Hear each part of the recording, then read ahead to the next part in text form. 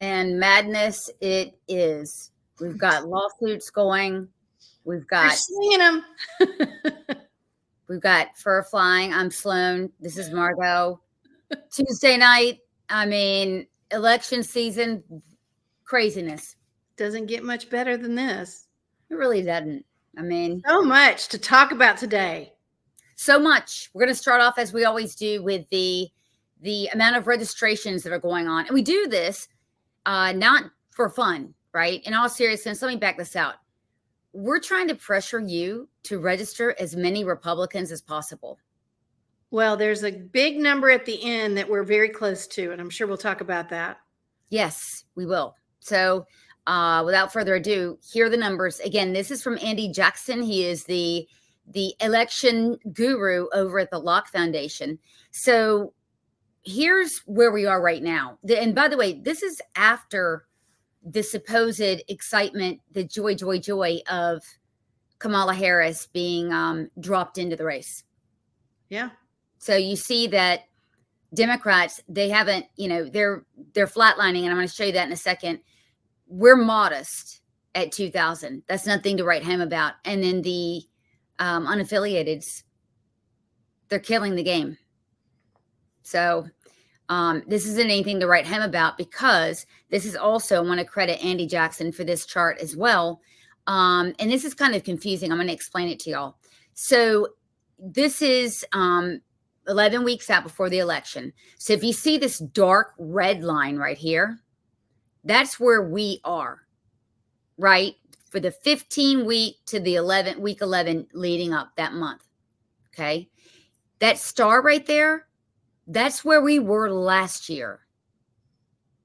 So we only have half as many, and we had COVID last year, or last session. Last election.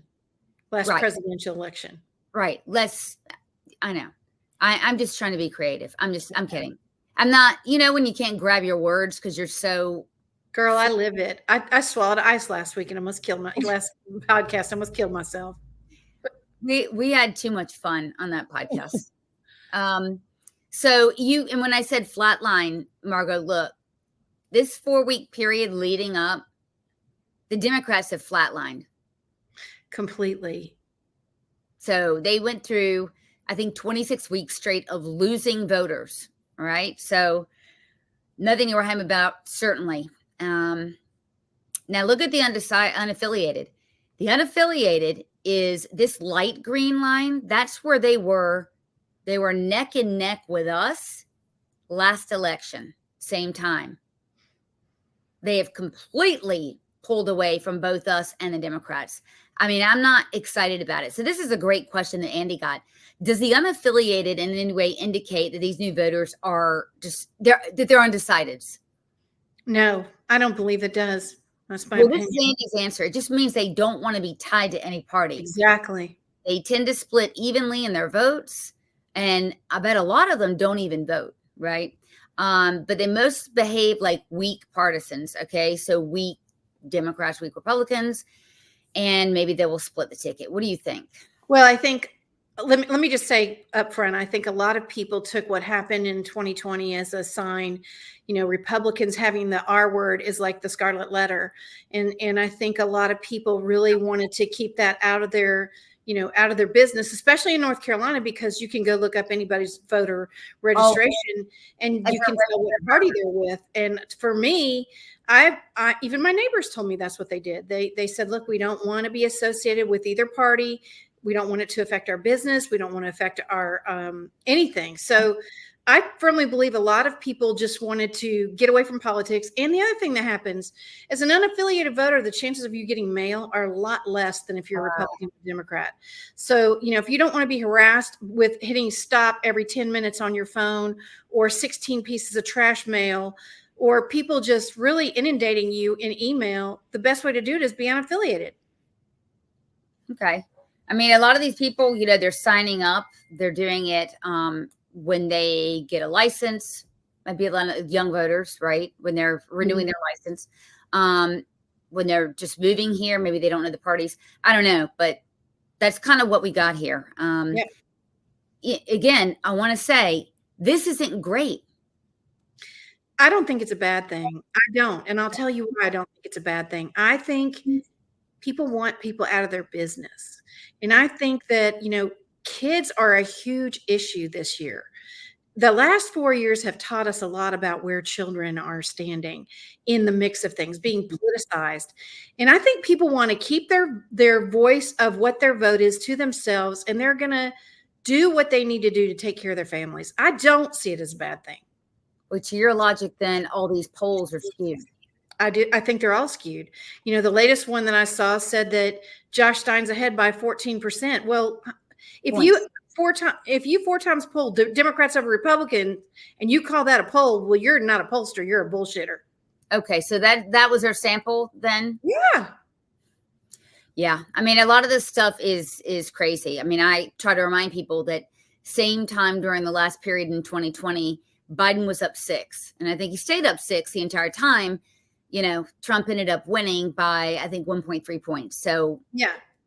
And the other thing is, if you do the historical data, year of election over election for governor, that's a telltale sign. This last election was a total anomaly for Roy Cooper, 4.62%. I think that's the largest margin I've seen in any of them since 2020. I think it's 2010. I went back to, so that tells you something went on in 2020, and that was the consent decree for no witness, no signature ballots. Otherwise, our elections are they're very tight for the governor. So I just don't buy any of these polls. None of them. Yeah, well, there's going to be some lawsuits going on, and we're going to talk about that. And I'm very excited that we, the Republican Party, are being preemptive about this instead of bitching and moaning afterwards. So I saw this, and we can't totally confirm this, by the way. Reports show. So when I read reports show, I want to see which reports. But this looks like a sample ballot to me, and it looks like they're putting Trump at the bottom of the ballot. They're putting all of our guys kind of toward the bottom of the ballot. And there is something called ballot order preference. It is a thing. They have done studies over and over again where during a presidential election, especially, you can have up to a 3-point advantage for being on top. Well, if this is true, I watched how they picked the order. I actually have the film. I'm sure you probably do too. And it started with the letter D being the first letter of the last name, and how they would go in order, D, E, F, G, H, in that order. But that doesn't make sense because Dan Bishop would be before Jeff Jackson if that were the case. Yeah. Yeah, no, that doesn't make sense at all. So if your name is D, you'll always go to the top of the ballot. Right. So exactly what I was going to point out, you would expect. I think you would expect that. Right. One thing I hate, Sloan, is I hate the fact that they did away with with just one transaction voting for a party, if that's what you want to do. And I know they did that on purpose, but to me, people just want to get in and out. They don't want to have to go down the ballot. They've done this on purpose. We know why they're doing it. It's to force you to read the ballot. And the fact of the matter is, straight ticket voting is just as good for Democrats as it is for Republicans.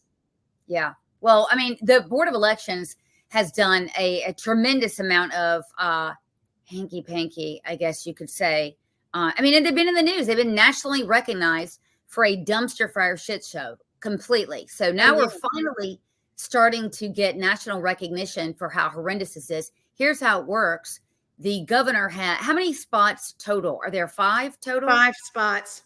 Okay. I think there's a total of 5, but the most important thing is there are a lot of people that are very skeptical of Mark Robinson. That's fine. You can be as skeptical as you want because he doesn't do a lot. But one of the things he does is he owns the majority of the party on all election boards in all 100 counties. And go ahead. Okay. Yeah. No, I want to know how it works. So the governor has how many appointees? 3? No, he has 5. Okay. So he appoints all 5.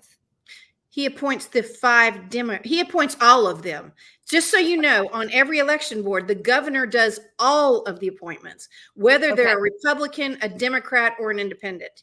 He is the one that sets the appointments. You send them in as a recommendation, and he makes the appointments. Who is the you that sends them in? I would Well, presume the leader of the House and Senate. no, that's not how. At the state level, it's At done the by state. the parties. So the NCGOP Okay. sends theirs in, and the DNC sends theirs in. The North Carolina Democrats. At the county level, the county Republicans send their nominees in for their spots, and the Democrats in the county send their nominees in for their spots. Okay, so let's just talk about state only because we're going to get to the lawsuits next that are coming up. Okay.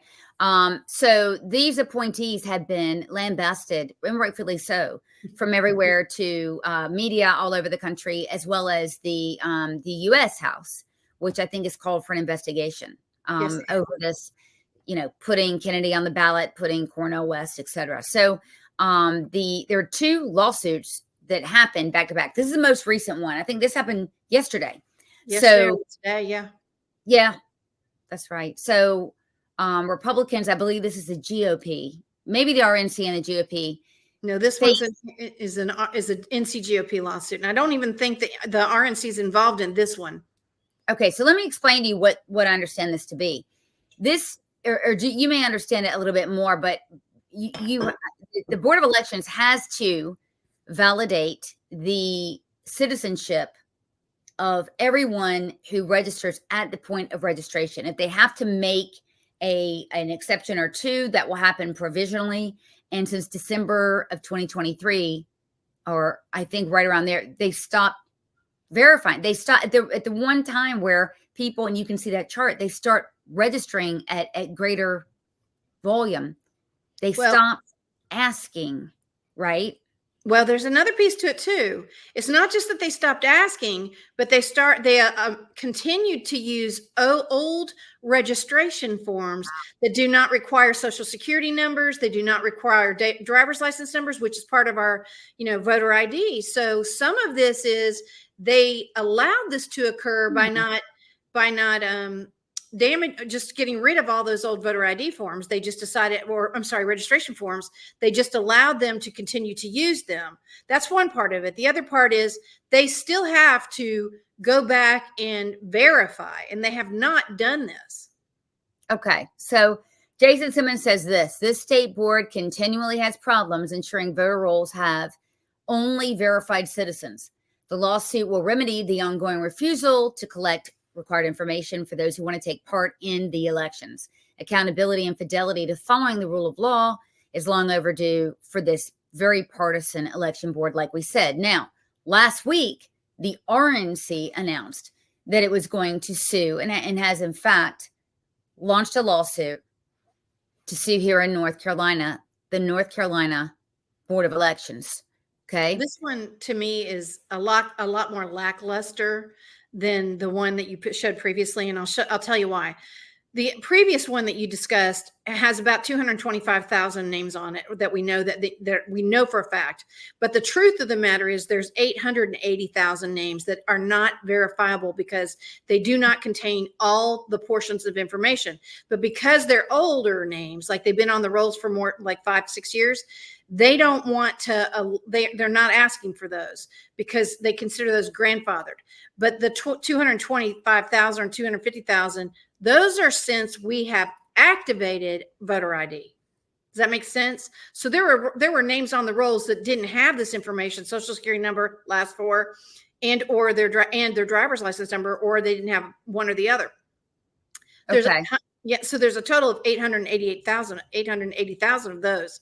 We're only asking for 225, 250, something like that to be removed. This other one is about correlating people who say, I can't go to jury duty because I'm not an American citizen, to the voter rolls because they're supposed to do that. That only really is going to represent about 100 people. Yeah. I'm going to push back a little bit because I think that's fine. What they're doing is they're spot checking. And I mean, you can probably declare spoliation over 1 of 100. right? It's just a sample, and there's not a lot of time. So if you're going to go, I mean, this to me, this seems very labor intensive, because the RNC is requesting to see copies of the voter rolls, the maintenance logs, the, what you're saying, the jury duty stuff.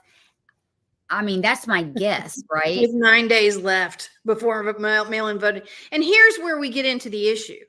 This happened in 2020, They sued because there was no signature, no witness consent decree done, and we had mail-in voting started already. So the Judge Osteen, said, hey, look, I'm going to allow 350,000 ballots that had already come in through mail-in voting, and we're just going to cut it off.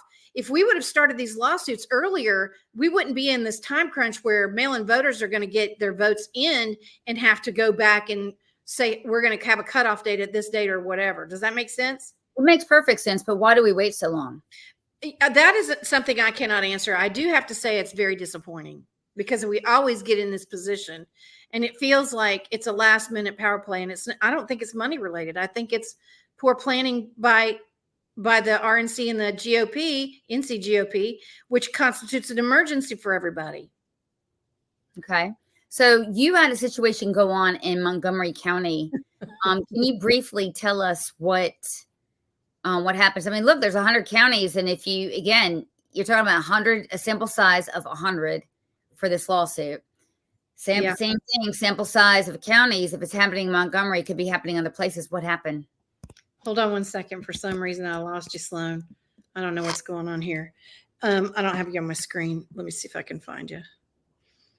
Well, what happened is Montgomery County has a Board of Elections director who, I don't know what's going on, man. Oh, here you are. Sorry. Somebody called me and it came through my computer. Sorry. Anyway, so what happened in Montgomery County? They have a Board of Elections and they have a director of Board of Elections who didn't follow the rules. Bottom line. I mean, it's not personal, has nothing to do with her personally. It has to do with her professionally. Rules have to be followed. One of the rules that has to be followed is she has to have witnesses when provisional ballots are turned in. And she woke up at midnight, the night of the primary election, and forgot to count the primary ballots. So she went back into the office by herself, didn't tell anybody, and decided to count them on her own. Can you tell us, can you explain what a provisional ballot is? Provisional ballots are ballots that for some reason are withheld because they have an issue with them. Either, you voted in the wrong precinct, you tore your ballot by accident, you marked it out, and they have to transfer it over. It's an absentee ballot that came through email and they have to put it on a ballot. Anything like that's a provisional ballot. Okay. And they have to go back. My understanding is they have to go back and cure that ballot, right? Correct. They have to, okay. Which can be labor intensive. And so what I hear you saying is she did that by herself. You're not supposed to do that. And right. No one knows if she just takes a pile of papers and says, okay, check, Exactly. Did it. So that's one thing. And then we, of course, got in a runoff situation in many races. We got in a runoff with Hal Weatherman, I believe. Dave Bullock was in a runoff. And this is District 8. So that's part of Mecklenburg, Cabarrus, Anston. Listen, I'm not from that area of North Carolina. If I say the county wrong, just sue me, because everybody else does. Anyway, Montgomery County, and I can't remember what there's a bunch of counties that make up District 8. But the bottom line is, when you disenfranchise somebody in your county and you're in a district, you disenfranchise other people in the district if there's a runoff in their congressional race. So that was a big deal. So at the runoff time, this director forgot to tell the precincts, oh my gosh, we're having a runoff. We're going to have it at your precinct. And two of them were at fire departments. But one specific fire department was undergoing remodeling, and they didn't have any water. And so they sent the poll workers and the poll judges out there with no water. Okay. Yeah. So there was complaints about that. And there's conflicting stories now because there's a group called the MoCo Boys. But the reaction, was people. Bottom line is they left. They left the polls. And she decided to go there and do the polls with a friend of hers on her own, which is, once again, against the rules. You cannot just two people arbitrarily go to a poll and work it by yourself with no witnesses. Right. And so when people found out, they got pissed off at you. But again, I mean, They got pissed off at me. Well, they got pissed off at me because I put it on TikTok and it started to go viral. And they didn't like the fact that I used an article from the Montgomery Herald to tell this story, which is indicative of what is going on in elections. There must be oversight. It is not personal about one person. It is about the process and how the process must be delivered. Now, they got mad at me and they made it very personal. They said, Rhonda Johnson, who is the director there, is undergoing cancer. Well, I want to make this statement very clear to the MoCo voice. I had no idea Miss Johnson was undergoing cancer. And as a 3-time survivor of a cancer, I wish her the very best. And I certainly do not want to hamper her health in any way. But if you cannot do your job, regardless of whether you're healthy or sick, you should not be doing the job. Yeah, especially when it comes to voting. I mean, the public has got to have trust for voting, and it's not just Republicans saying it. It's Democrats too. So I don't want to hear any conspiracy talk or whatever. They love to throw that in, but yes, a lot. Speaking of lawsuits, you put this up a little while ago that the lawsuit against Cooper's pandemic era shutdown, they were so draconian and so slapshod. This is the one with the bars, right? Yes, the bar, not the legal bar association, the bar association, meaning I think it's correct. Yeah. And James Lawrence, who's a great attorney in Raleigh and used to work for Trump, is actually handling that lawsuit out of his group. They are going to make that. They've been upheld. They're going to win that lawsuit. Now, for those of you that don't know, they closed churches, but you could go to the ABC store and you could go to a strip club, but you could go to a microbrewery, but you couldn't go to a bar. Okay. Yeah, microbrew. What's the difference? I thought that was That's exactly right. Oh, the lobbyists would make the difference. That's right. Silly me. I did not know that. Okay. So that's great because again, this was slapshod. This was and by the way, it puts it in the memory of the public how draconian these laws were, how fascistic Democrats were, are, and will be in perpetuity. So let's just put it in real big perspective. You couldn't go to church, but you could go to the ABC store or a strip club. Think about that. Right. You could not have a funeral. Yeah. You couldn't have a funeral for your family with more than 5 people in it, but you could go to a strip club with 300 people. Now I wouldn't go there, but well, some told us about it, right? Okay, so let's zoom out nationally. We're going to zoom out nationally and bring this back into the state. Harris flip-flops on building the border wall. This is ridiculous, guys. She's called ICE the KKK before.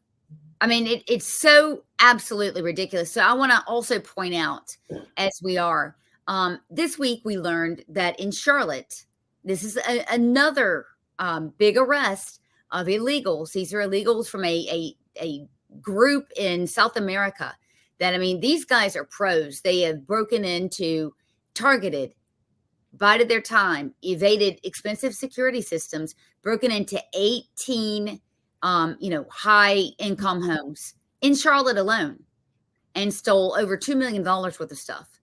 And they're credited with 18 or 50 burglaries, high-end burglaries all across the country. And these are these gangs that are breaking in, right? Getting into the country, not being tracked down, and having terrible consequences.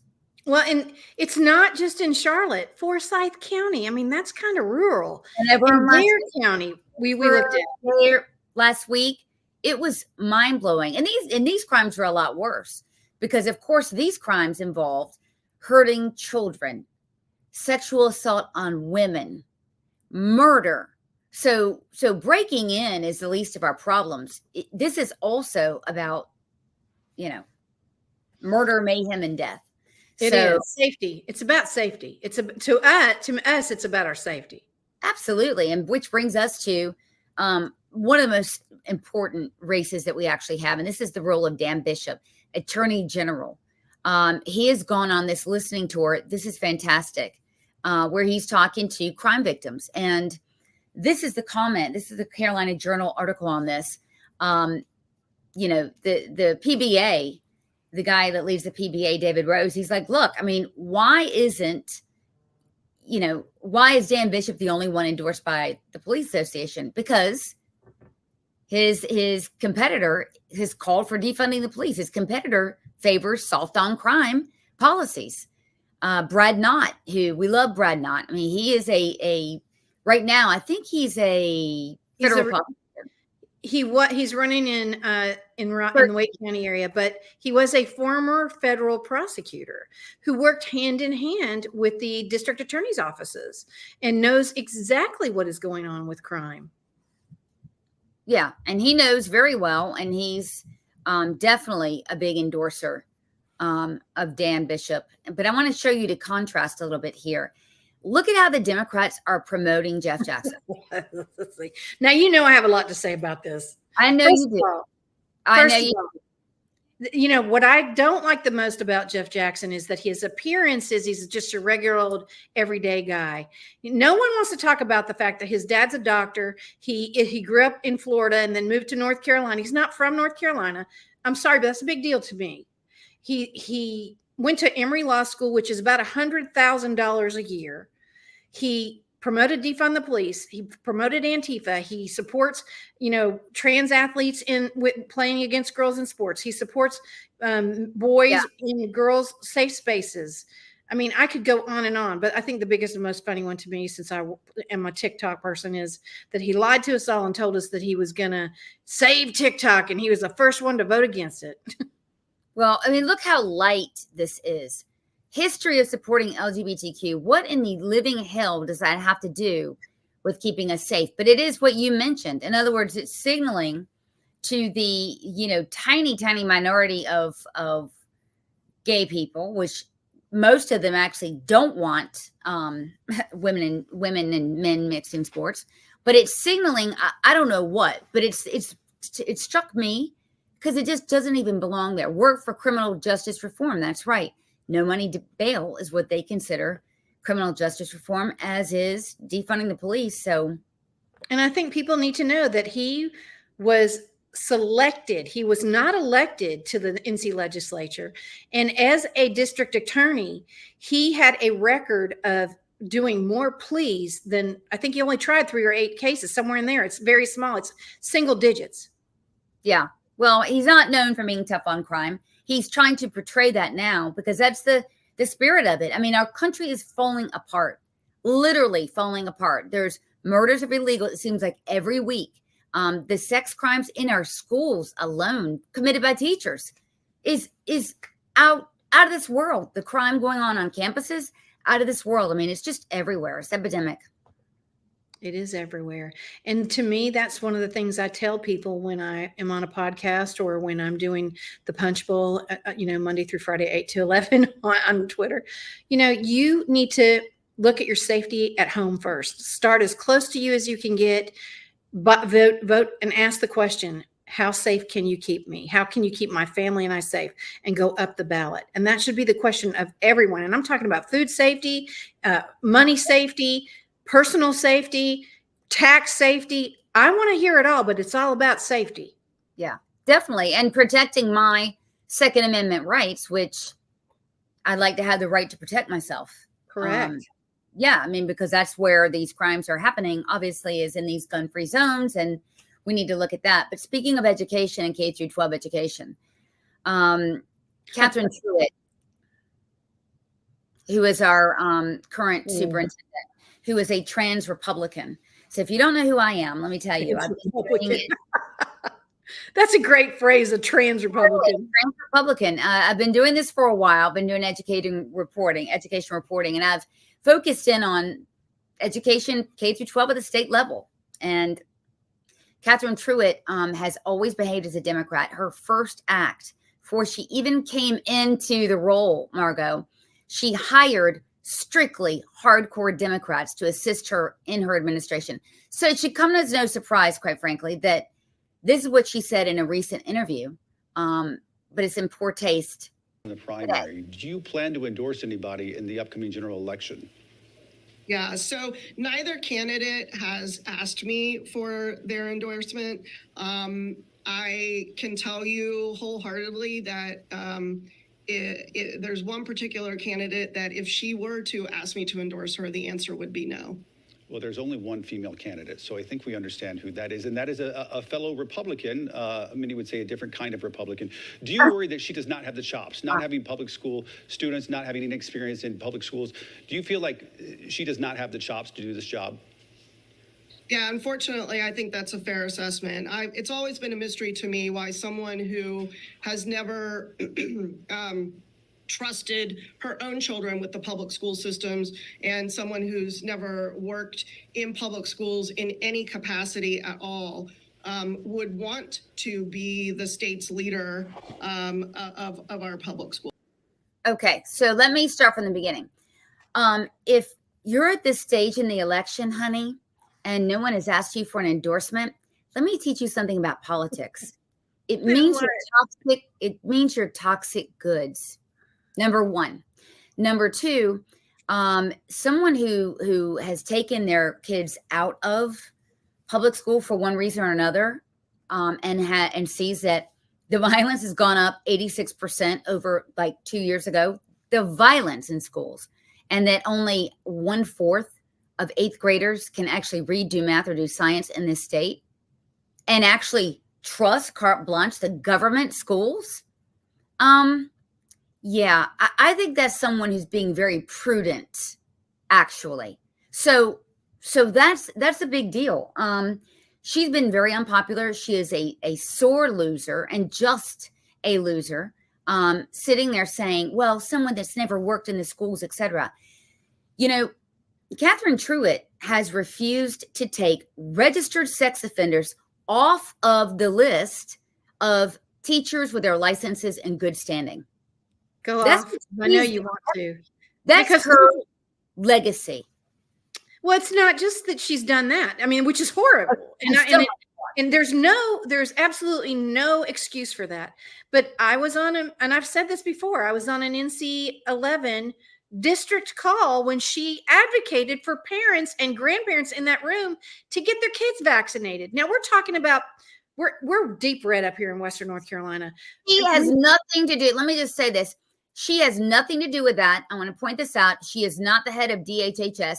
And yet she has authored letters, sent them to pretty much prod and poke children, schools to push it onto children. And I'm telling you something, this is a violation of parental rights. And she has been a disaster for parental rights. She is anathema to parental rights in this state. She's an enemy of parental rights. What she is she is a toxic Biden, Harris leftist. She's always been. This is not a surprise. But here's the part that is scary is we're going to have more of that with Mo Green.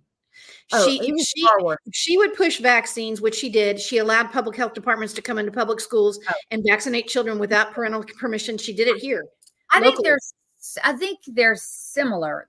Her and Mo Green are cut from the same cloth. It's just that in particular, because I put a lot of pressure on her, I was able to put a lot of pressure on her to blunt those things. We, as a movement, were able to put a lot of pressure on her because she's a Republican, and on others. As you probably already know, I ran Michelle Moreau's campaign.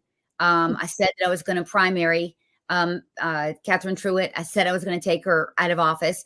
That's what we did. Now, Michelle, a year before you said that, just so everybody understands, 2 years, but a year before you were like, we're going to get her out of there.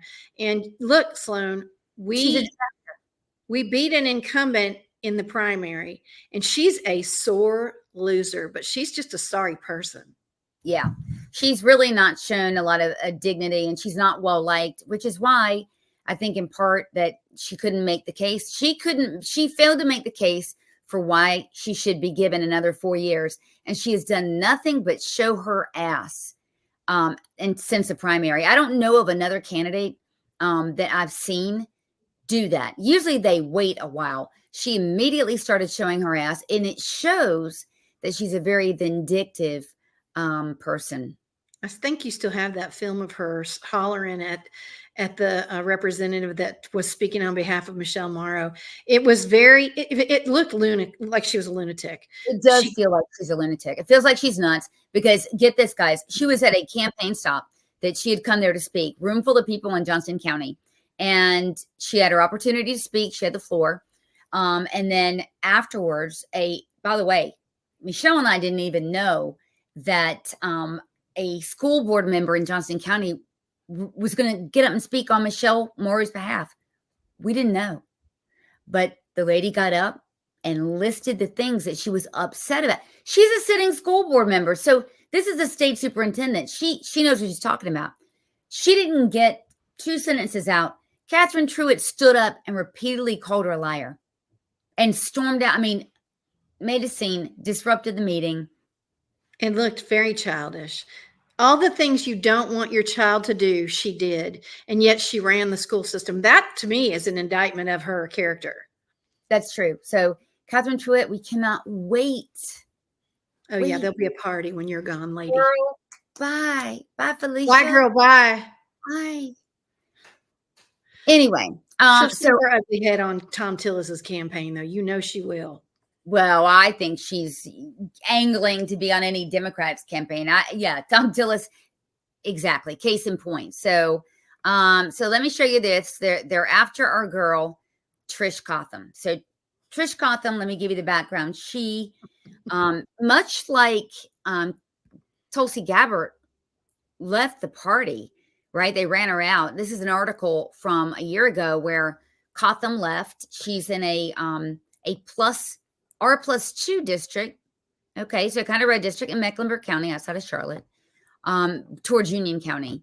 And so here she is. It's like, look, I mean, these Democrats were vicious to me. Duh. They treated me like shit. I left the party. I mean, girl, we get it. So she's running against this woman, Nicole Sidman, who is works for a synagogue, which I know down there, and they are typically left, right? And she's raised a lot of money, and they want this seat. They want this seat. Here's Sidman's platform.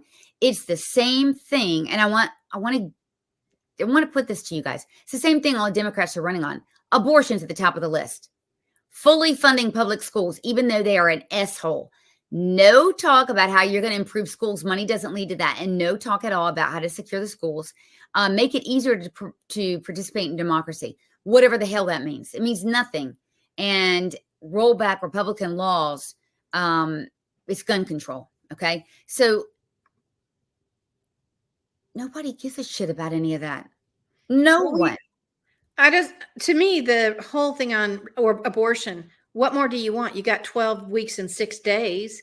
And the only thing we did was we allowed for funding to match the 12 weeks and 6 days that you have to get an abortion in North Carolina for funding for a mother who decides she doesn't want to do that and she wants to pay for her child. And I don't think there's anything wrong with that. That by definition is a woman's right to choose. I mean, right. What are they pushing for? I mean, North Carolina, by the way, is already, and they're very proud of this, an abortion vacation spot. Yeah. South. So we've got the most lax rules of the South already. We absolutely. If you look around us, Georgia, Alabama, and Florida have like 6-week bans. I don't remember what Virginia's is, but ours is the most lax of them all. We only marry up to 2 other states, and I believe that is they're Western states, and I can't remember which ones they are. But there's only 3 states that have abortion bans that are longer than ours. Now there's 8 states.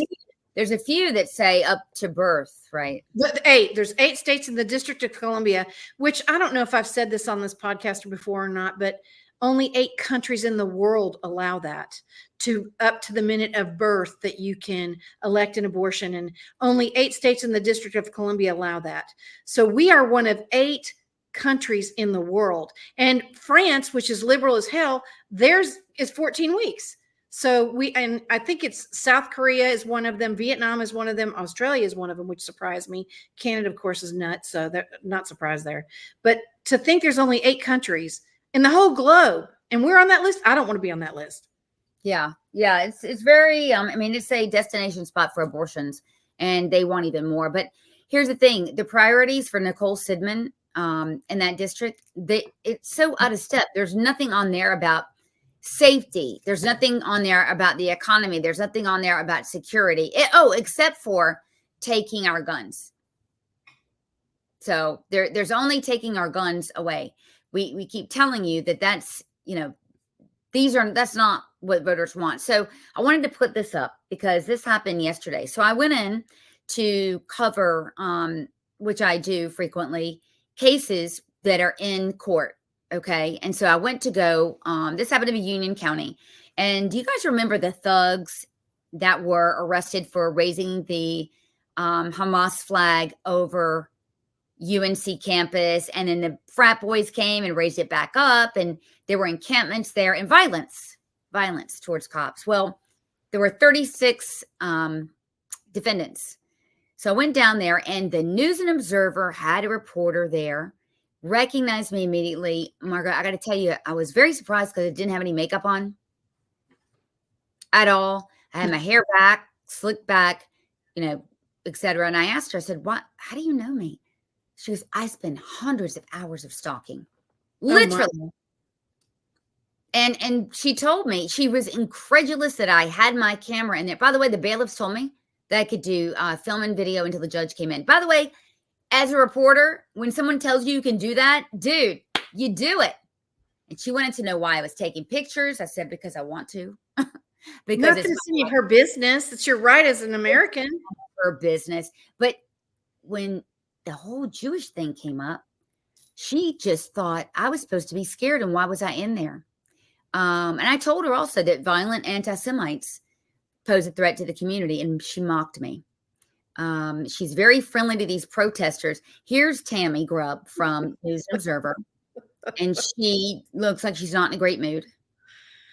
And I could say a lot more things than that. Well, I could too. And people online have, and we're just keeping it to this. But so she writes an article yesterday. She puts me in it. I'm not, by the way, I'm a colleague. I'm not part of the story, babes. Okay. I'm independent media. And thank God for you. And thank God for me getting these stories out. She says was 5 rows of supporters yesterday. There were, I'm being gratuitous, 50, more like 40 people in this pro-Hamas group, and 36 were defendants. Oh my gosh, 36 were defendants? 36 are defendants, yeah. So she doesn't want me in there because she doesn't want me to know what's really going on. And the way that I was treated by her and the other media, I don't care. But they don't want anyone telling. And oh, by the way, my story, the way that I do it, put it on my social media, Twitter namely, has gotten 500,000 views on just one of my posts. That Twitter, if you get 500,000 views on Twitter, that's crazy. That's big time. Yeah, on one. And she, on her grossly inaccurate account of what happened really in court yesterday, she's probably lucky to have had 100 reads at the most. Pictures tell the story. Facts tell the story. Well, that is shared a lot too. What I find is, and I say this sincerely, not to demean anything you're talking about, but if we're going to talk about that, I think that's why a lot of journalists and even the MoCo Voice and others are mad, because that was one thing they cited, is they did not like the fact that my TikTok was going viral about their county. Just Right. like this lady does not like the fact that you are bringing forth the truth in a story and she's not getting the attention. It's interesting to me how that's a correlation, just saying. Absolutely. No, a lot of people, in fact, Catherine Truitt, was mad at me and did, I'm going to tell you a lot of things to me and to my organization, like getting a volunteer fired from my organization. Yeah. at a vengeance, but did a lot because number one, I dared to talk about her, which we ain't never going to stop. We have the No, it's facts. going to get worse for her. Catherine Truitt nor anyone else has asked me for a correction. But I've never been asked for a correction in 8 years that I've been writing. Plenty of No people. one's asked me for correction either, Sloan, but they have sued me. Well, I've had that happen too, and guess what? I won. But I will say, and you will too. I will say this though: they have said I'm a liar, got an axe to grind, I'm not professional, all this stuff.